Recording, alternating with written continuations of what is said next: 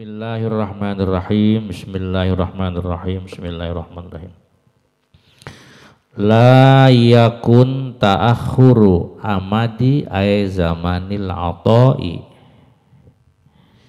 ma'al ilhahi fid du'ai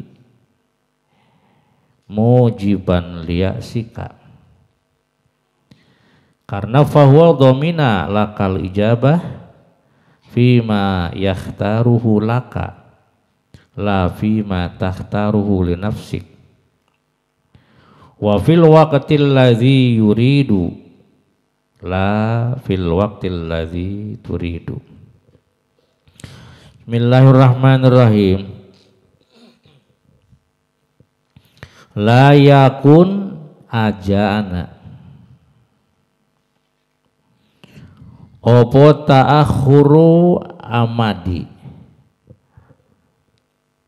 opo ta'akhuru amadi akhir mangsa. Layakun oranana atau ajana opo ta'akhuru amadi akhir atau lambate zaman. Ay zaman auto tegese zamane paparing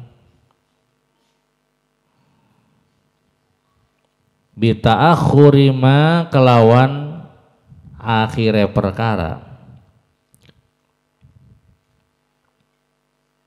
dengan akhire perkara atau lambatnya sesuatu yaqau kang tumiba, yaqau kang tumiba. Opo ma fi ilm zaman, padahal ma'al ilhahi sertane nemen-nemen, sertane apa? Nemen-nemen, sertane sungguh-sungguh. Ilhah itu artinya ayat takarrur, mengulang-ulang ya. Terus meminta tiada henti namanya ilhah.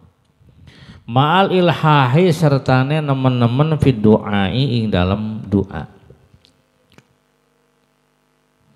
Bizawali awsopi basyariyatika kelawan ilangnya piro-piro sifat manusia, sifat bangsa manusia sira, kelawan ilangnya piro-piro sifat bangsa manusia sira,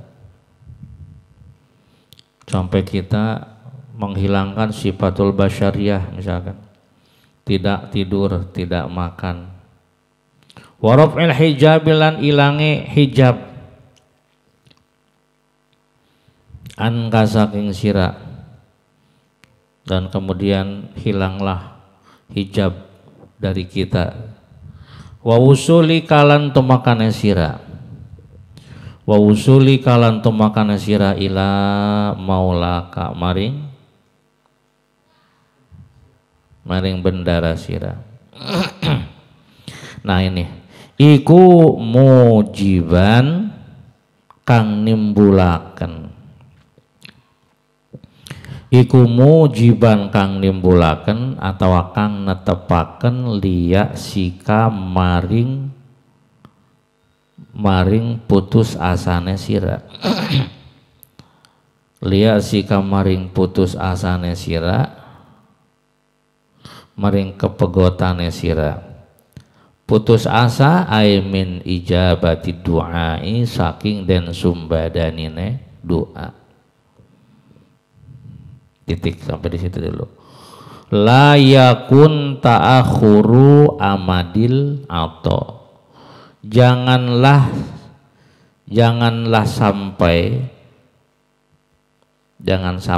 terlambatnya pemberian, masa atau zaman pemberian. Padahal ma'al ilhahi biddu'a, kita sudah bersungguh-sungguh, sudah istiqomah, sudah kontinu, sudah terus menerus di dalam berdoa.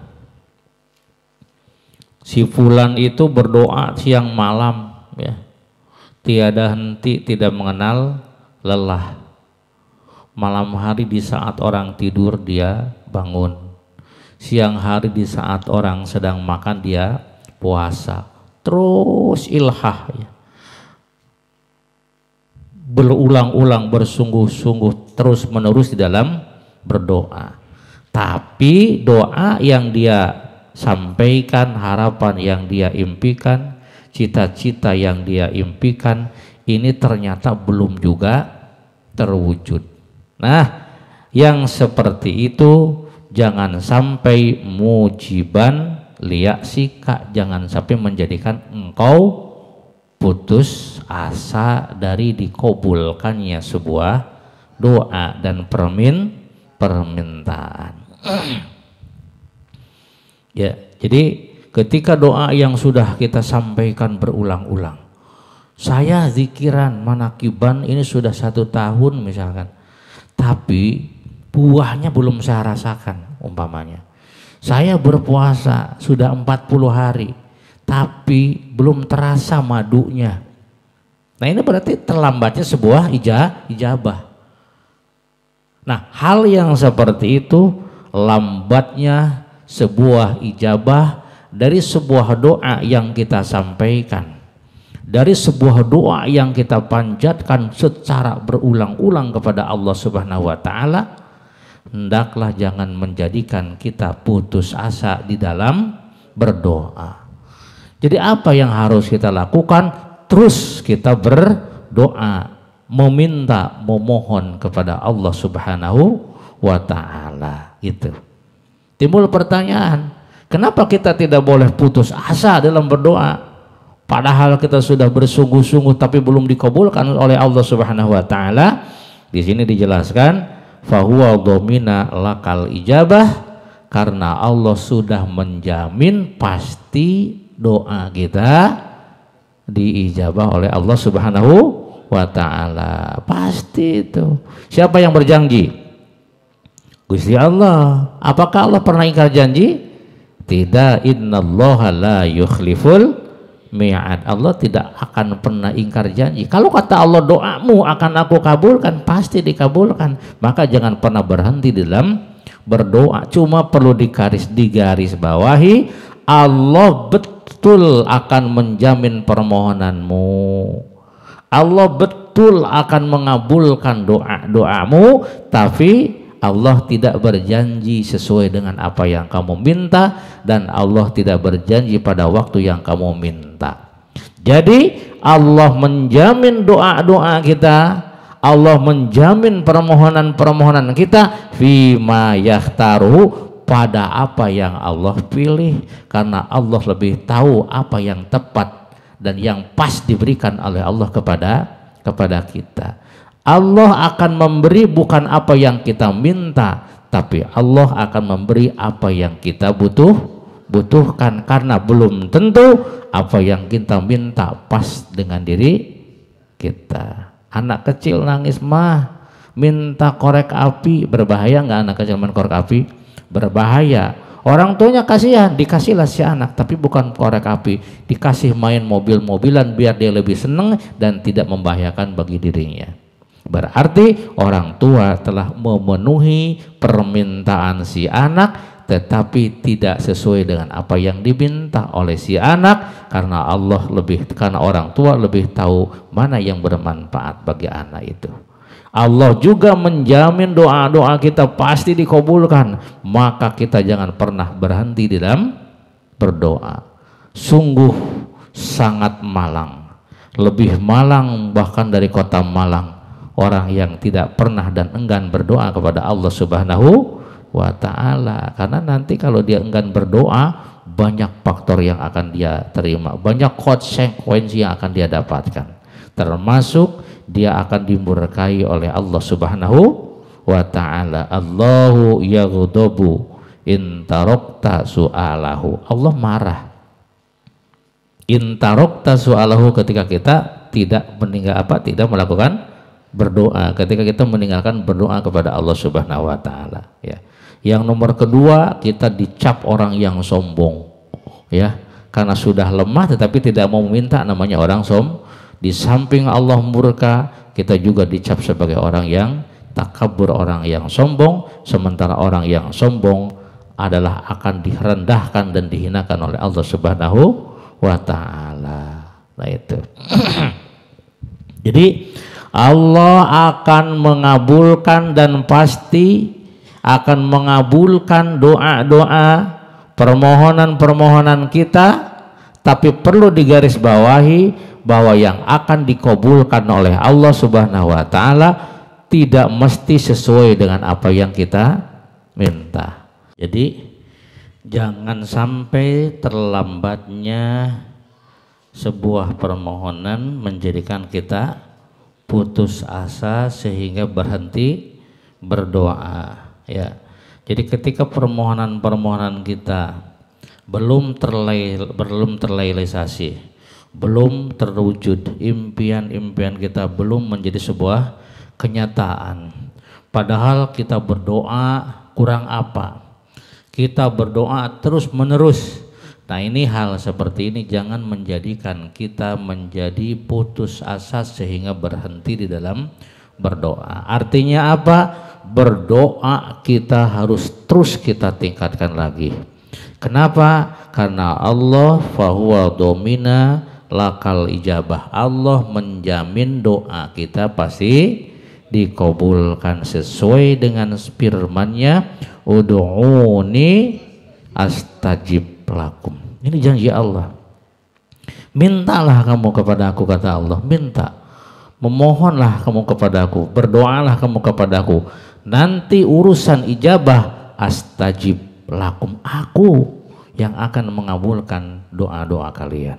Jadi sudah ada sebuah jaminan dari Allah bahwa setiap doa-doa yang kita panjatkan ini akan dikabulkan oleh Allah Subhanahu wa taala. Yang pertama, ini yang harus kita pahami, bahwa doa kita, permohonan kita, bahkan setiap permohonan kita pasti dikabulkan oleh Allah Subhanahu wa taala. Yang nomor kedua, yang harus kita pahami bahwa yang dikabulkan itu adalah doa atau permohonan yang dianggap sebuah doa. Yang akan dikabulkan itu adalah sebuah tolab, permohonan yang dianggap sebuah doa.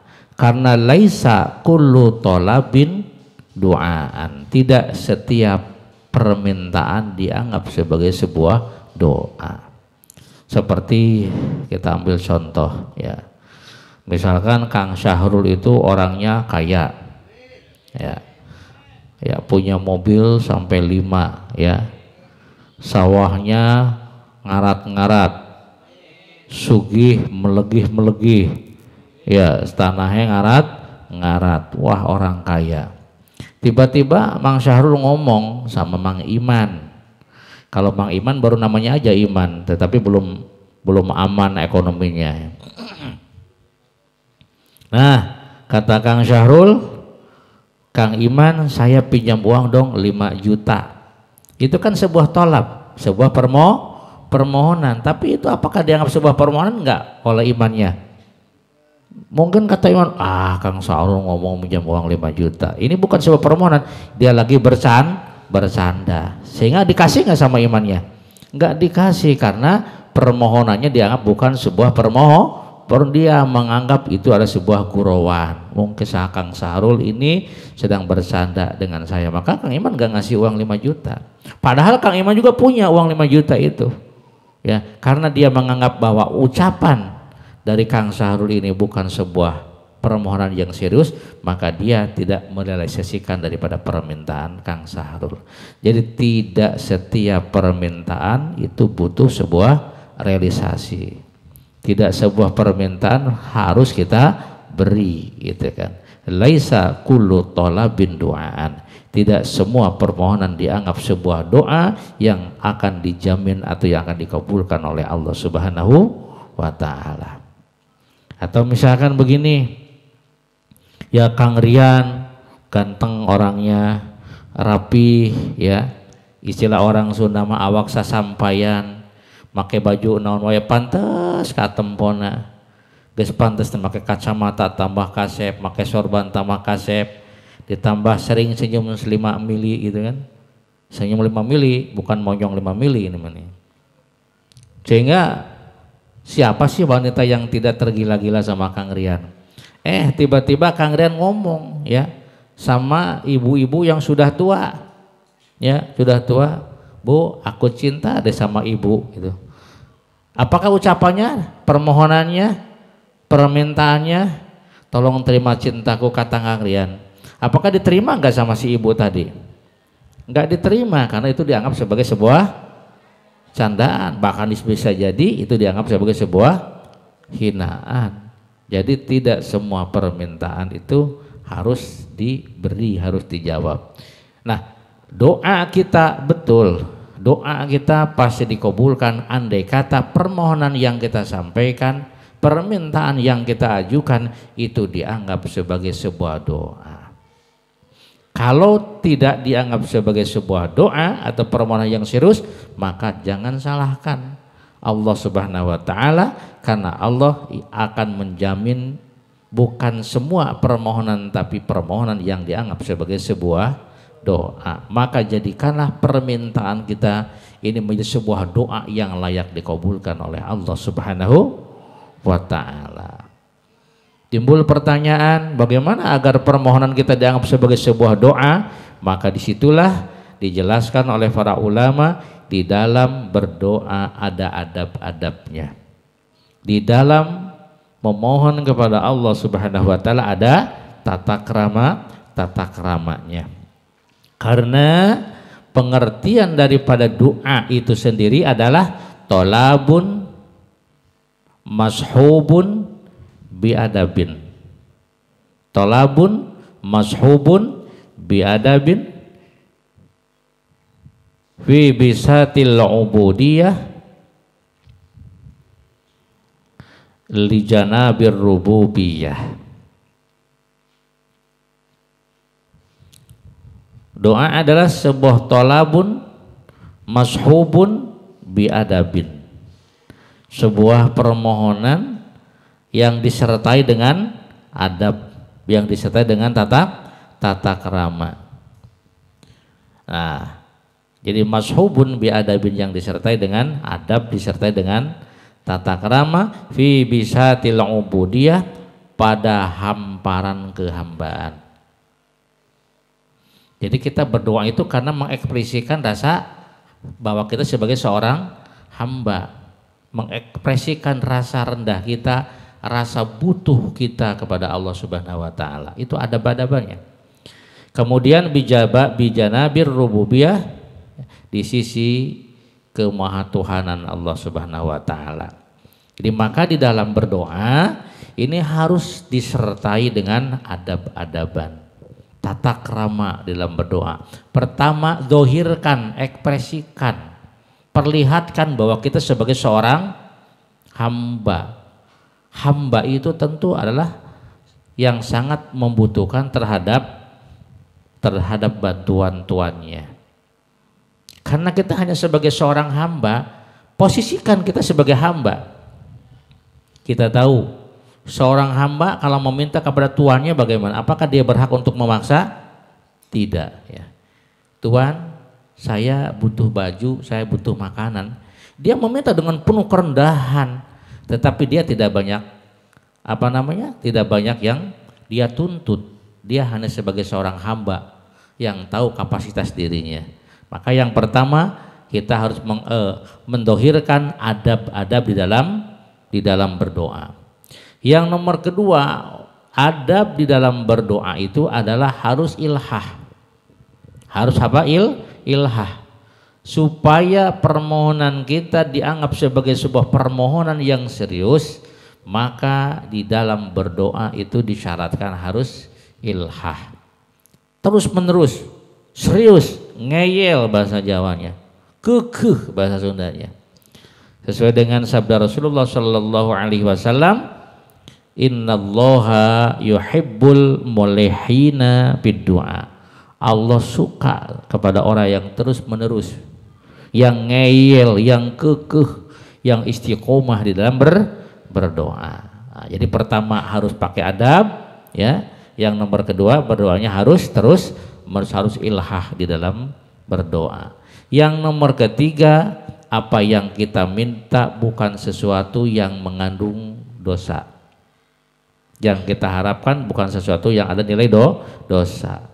Nah, kemudian bukan sesuatu yang berhubungan dengan memutuskan tali silaturahmi. Ya Allah, semoga misalkan si fulan itu mati. Nah, itu berarti kan permohonan kita adalah sebuah dosa, maka doa-doa kita tidak akan dikabulkan oleh Allah Subhanahu wa taala. Ini adab ya. Itu yang pertama. Yang kedua yang perlu kita pahami di dalam berdoa bahwa ad-du'a huwal ibadah. Doa ini adalah sebuah ibadah. Dan kita sebagai makhluk Allah diperintahkan oleh Allah untuk beribadah. Wa ma khalaqtul jinna wal insa illa liya'budun. Jadi ketika kita berdoa, maka kita harus memahami bahwa apa yang kita lakukan sebagai bentuk daripada ibadah. Karena ini ada sebuah ibadah, maka kita serahkan kepada Allah Subhanahu wa taala. Urusan doa-doa kita dikabulkan oleh Allah Subhanahu wa taala atau tidak, itu sudah bukan menjadi urusan kita. Yang penting kita sudah melaksanakan tugas kita sebagai seorang hamba yang diperintahkan untuk beribadah, dan doa adalah ad-du'a wal ibadah. Yang nomor ketiga, baginda alam Nabi besar Muhammad sallallahu alaihi wasallam, beliau bersabda, kata Nabi, intizarul faraj minallahi ibadatun.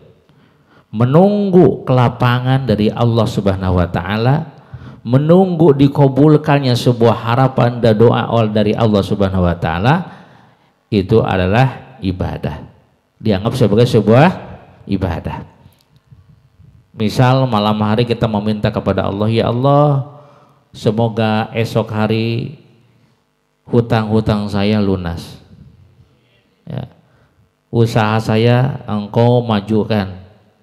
Dagangan saya Engkau lariskan, bisnis saya Engkau maju pesatkan. Esok harinya hutangnya belum lunas juga. Tapi kita tidak berhenti daripada berdoa dan berusaha. Siang kita berusaha, malamnya kita baca lagi doanya. Kita mohon lagi kepada Allah, Allahumma rzuqna rizqan wasi'an halalan tayyiban mubarakan wa musahalan fih. Ya. Kita terus meminta kepada Allah, siangnya kita berusaha karena kita ingin bisa melunasi hutang-hutang kita.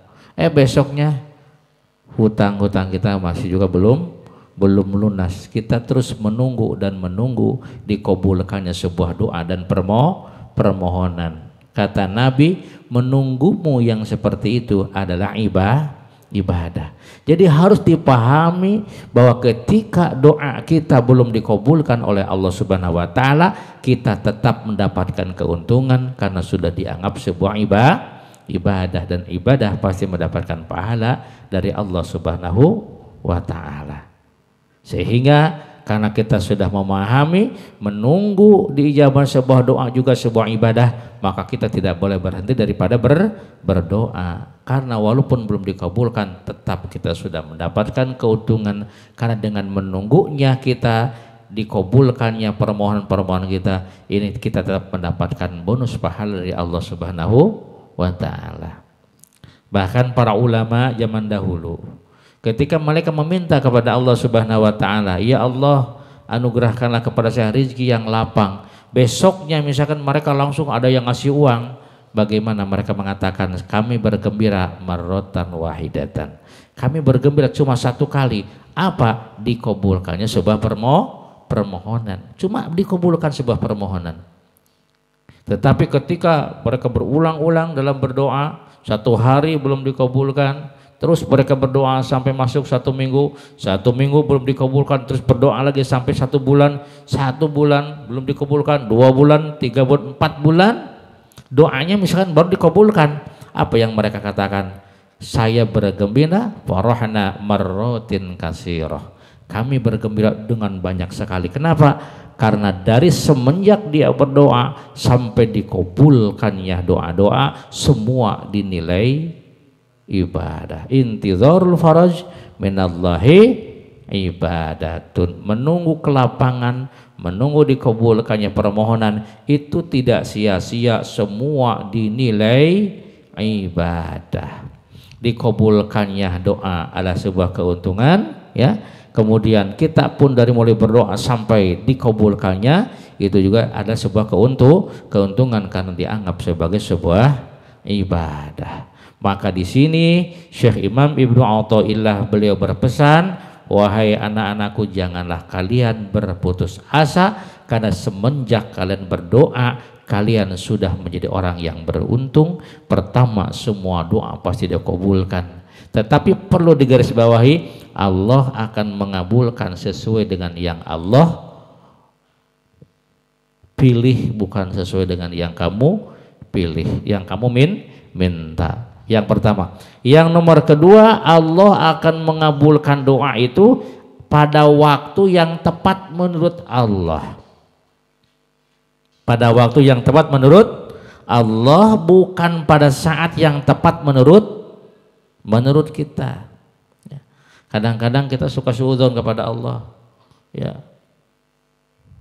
Mang Ripa dagang bakso, biasa mangkal di pasar, dari rumahnya itu jauh ke pasarnya, maka dia naik kolbak. Kebetulan ada kolbak mobil yang angkutan misalkan, yang biasa menarik para pedagang. Malam harinya Mang Ripal berdoa, ya Allah, mudah-mudahan besok saya dianugerahi keuntungan besar, dagangan saya laris, bakso saya laris, karena saya butuh biaya banyak untuk membiayai anak, istri dan keluarga. Berdoa Mang Ripal itu di malam hari, ya. Pagi-pagi dia pergi ke mana, ke tempat apa mangkalnya mobil yang biasa membawa ke pasar. Begitu dia datang ke tempat mangkal mobil, ternyata si mobil yang biasa membawa dia sudah berangkat ke pasar. Kecewa tidak kira-kiranya? Kecewa. Ya Allah, padahal saya malah meminta kepada Engkau supaya dagangan saya laris, ya Allah. Tapi bagaimana mungkin saya bisa laris kalau ke pasar saja saya ketinggalan mobil. Nangislah Mang Ripal karena dia belum tahu bahwa apa yang dia minta, ya, tidak terlambat datang ke pasar, ini tidak tepat pada hari itu bagi dia. Dia belum paham, sehingga akhirnya dia menangis, bahkan dia suudzon kepada Allah Subhanahu wa taala bahwa Allah telah berlaku zalim pada dirinya. Pengen bisa dagang di pasar naik mobil, ya, tiba-tiba mobilnya sudah keburu berangkat. Sakit hati enggak? Kecewa tidak? Kecewa. Dia berpikir bahwa Allah sudah berbuat zalim padanya. Maka akhirnya sambil menangis dia jajakan dagangannya, enggak di pasar, karena mobil yang mengangkutnya itu sudah berangkat. Dia dagangkan di sekitar rumahnya. Tapi apa kemudian informasi yang dia terima? Ternyata ada informasi mobil truk atau mobil kolbak yang menarik para pedagang yang pergi ke pasar ternyata mendapatkan kecelakaan dan semua penumpangnya meninggal dunia. Setelah mendengar kabar itu, bagaimana Mang Ripal? Ya Allah, kalau toh saya sempat ikut naik kolbak atau naik mobil truk yang mengangkat para pedagang ke pasar, mungkin saya tinggal nama. Jadi ternyata apa yang dia pinta tidak sesuai waktunya. Yang tepat pemberian Allah atau permintaan dia? Yang tepatlah pemberian Allah. Kalau toh dia maksa meminta supaya bisa berangkat dan kemudian dikabulkan oleh Allah, mungkin dia akan kembali cuma namanya. Maka Allah pasti mengabulkan doa sesuai dengan waktu yang Allah pilih, bukan sesuai dengan waktu yang kita minta. Karena boleh jadi waktu yang kita minta justru sangat berbahaya bagi kehidupan kita. Nah, inilah pesan penting yang ingin disampaikan oleh Syekh Imam Ibnu Athaillah As-Sakandari, bahwa jangan pernah berhenti berdoa karena di dalam doa banyak keuntungan. Doa yang kita sampaikan dikabulkan, untung. Doa yang kita sampaikan belum dikabulkan, tetap beruntung, ya. Ini mungkin yang akan yang disampaikan pada malam ini. Mudah-mudahan bermanfaat. Wa'alaikum warahmatullahi wabarakatuh.